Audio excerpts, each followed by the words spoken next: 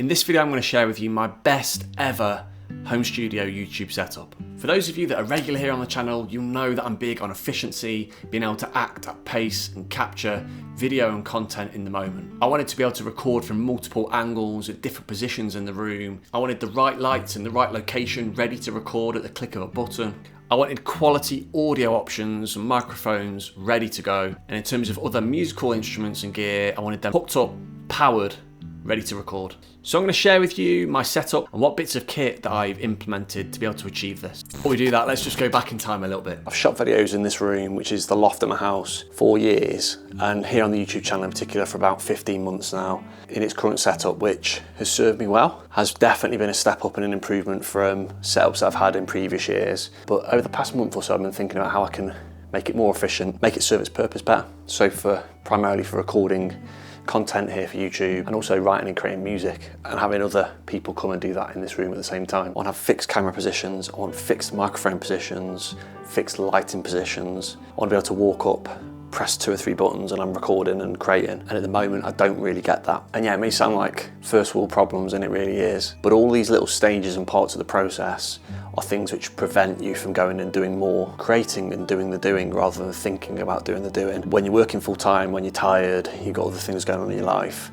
anything that is a hurdle, an obstacle to going and creating becomes a problem. And I guess what I'm saying is I want to try and eliminate as many of those as possible. I won't really know till I've moved everything around, which is going to take hours, what the shots are going to look like for things like this on YouTube until I do it. And if you're looking to create a YouTube setup in a room, in a small room in your house, then you may take some things in this video that you find useful. Okay, let's get started. So one of the first big decisions I made is I'm not going to have pedals on a board. They're going to go on this desk, which isn't going to be there. That's not going to be there. None of that's going to be there. Cables. So you'll see there's just cables absolutely everywhere. Power supplies, all sorts of stuff to hide away from you all in the videos that you see, but the reality is I'm kind of tripping over them and scrolling around on the floor looking for cables and power supplies and power adapters. So a big part of this is to negate all of that wasted time, wasted energy and frustration. And for now, bye-bye pedal board.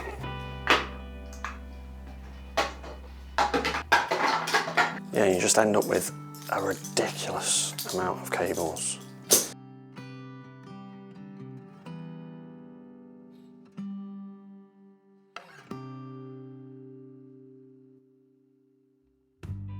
Decluttered quite a lot, so got rid of old cables and stuff that don't work or I just don't use anymore, don't fit my workflow, so they're out the room. Everything that's here now is staying. It's taking longer than I thought, but I'm hopeful that this will save me loads and loads of time in the future moving forwards. Firstly, let's start with those camera angles. My main camera angle is this one that you're looking at me through right here. And to achieve this, and this is my desk that I'm sitting at, filming toward me from, you'll see that I'm currently using Canon EOS R, really awesome 15 to 35 I think it is lens, which means I can have a shot as far back as this and as close in as this. So if I'm just doing a headshot, that's all cool. If I'm using an instrument, a guitar for example, all cool. I can boost my chair up. And it's sitting on this small arm here. You'll notice that I've got my 2 monitors on the arm that's attached by a clamp to my desk, and I've simply attached this arm to the main arm and screwed the camera on the top, and then I can adjust the height, the angle, and all that sort of good stuff. And if I just adjust that slightly, then I can actually just fold that away, nice and neat like that. And I've got the second monitor turned off now, but I can just bring that back together. So if I was going to transition from recording video to writing, recording, mixing whatever music, I can just move the clamp, hide it away, pull the screens back together. And again, if I was going to do the opposite and record YouTube or whatever content, then I'll just open the screen slightly and lift the clamp up and good to go. I've also got 2 other angles that I'd prepped in designing the room and the layout.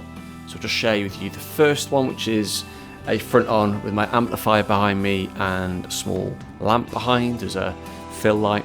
And the other one is the other side of the room where I've got pedals and gear and a few bits of art in the background behind me. And in order to do that, I've got my tripod to the side of the room. I can quickly flick the DSLR off and attach it to the tripod and just move it left and right in the room dependent upon which of those two views that I want to use. So they're my set sort of 2-3 camera angles. And additionally, I've got a C-stand to the side of me that is going to be in situ permanently, which means I can just lift the arm up and I've got a top-down shot ready to go, which is great for doing any pedal videos when I'm going to use my main desk to house the pedals. And I can set those up in probably a minute and press record and good to go. They're facilitated by my lighting situation, which is the second key part of this. And to do that, I've got almost like a triangle of lighting going on to act as my main key light and my fill light. So let me just walk you through those. Firstly, my main key light is to sort of the left 45 degrees to my main sitting space. And that is a Godox 150 watt, I think. And I've got a new soft box to go with that, which is actually a small Niwa, and I think it was 35 centimeters, way less space than the 90 centimeter one that I was using previously. I can move that to different angles, and that helps light the different camera angles that I just shared with you. Let me walk you through my other lighting. The first fill light is this sort of LED light bar that's sitting on top of a basic tripod. I think it's a Niwa one, again pretty basic. I think that cost me about £35. I'm sort of in the middle of these two lights, which is great. And then the final part of the triangle is this light here, which again is a Godox with a different shape of softbox, and I can use that for, again, background lighting, fill lighting, but also to light the table that sits behind me. A couple of small lights that are really just adding a bit of ambience and background effects. They'll be used specifically for certain shots. So let's talk about these lights here. 1, 2, 3, 4. They are all using some adjustable LED bulbs via the app. I can share the screen now. I've got full control over all of them. So let's turn them all on. And yeah, let's just have a play. So we can change the color of the white balance. So we can go from warm white to sort of quite a white, room white. We can add color. So let's just flip this up and let's go for a blue-red sort of look. We're going to go to the top bulb here and we're going to change that to red, bounce that off the wall, almost like a purpley red. Go to the middle bulb, let's go blue. Sorry, let's go red. And then we're going to bounce the bottom one off here. So we'll make that blue. There we go, so we can have a classic sort of blue and red contrast with my face still lit by my key light and my fill light. And it should give my videos some colour variation, which is great to differentiate between videos and not have the same backdrop all of the time. So now I've covered off lighting, hopefully that all makes sense. So let's talk about microphones. So I've had various different setups of audio recording for YouTube videos over the years. I've gone from a shot mic on top of the camera to lapels, but my favourite ever audio quality has come from my AKG C414, and I've had that on an arm on my desk for a long time, and I've adjusted the position and location of that so that I can use it now again to record these videos and here on YouTube. It's not in camera and it's out of the way. So previously I'd have had it right in front of my mouth here, and I didn't particularly like that. It looked a bit podcasty and I'm not doing a podcast. And in order to achieve that, I've got it on this arm that is attached to the side of the desk, clamped on underneath, and I can stretch it right out. So yeah, you can just see it here if we zoom right out, but we'll never go that far out. I absolutely love the audio quality of this microphone, so hopefully you're noticing some nice crisp audio that's coming through, but you can't see the microphone, which is exactly what I want. And what's really cool is that when I'm not recording here on YouTube, I can just literally flip this arm up, spin it to the side, and it is out of the way and cleared. Possibly the most important part of everything, which is pedals and gear and all that sort of good stuff. And yeah, my board's gone, as I mentioned earlier. This is now all on my desk. So it's just to the left of my user interface, my Focusrite. Everything is hooked up. A power source from the pedal is there and ready to roll. These are a selection of pedals that are all hooked up at the moment, and I actually don't mind them being like this. I prefer this. For YouTube videos, it's better because I can grab a pedal, move things to one side and get a top-down view going and get some filming going.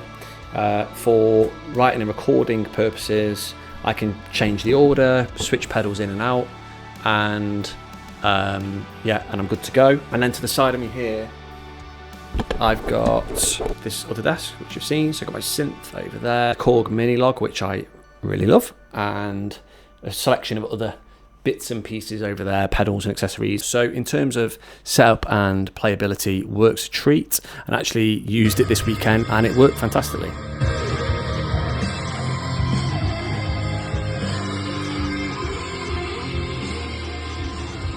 All the little mental hurdles that were there before have been removed. Messing around with power, cables, moving stuff constantly. So now it's just on me. Go and get creative, be efficient, be productive, and be happy. If you don't already, then hit subscribe down below. I post here every single Monday and Wednesday on YouTube and over on Instagram. Nick Rees YT is my name. Come and find me. I'd love to chat. And yeah, thanks for being here for the ride. I'll see you in the next video.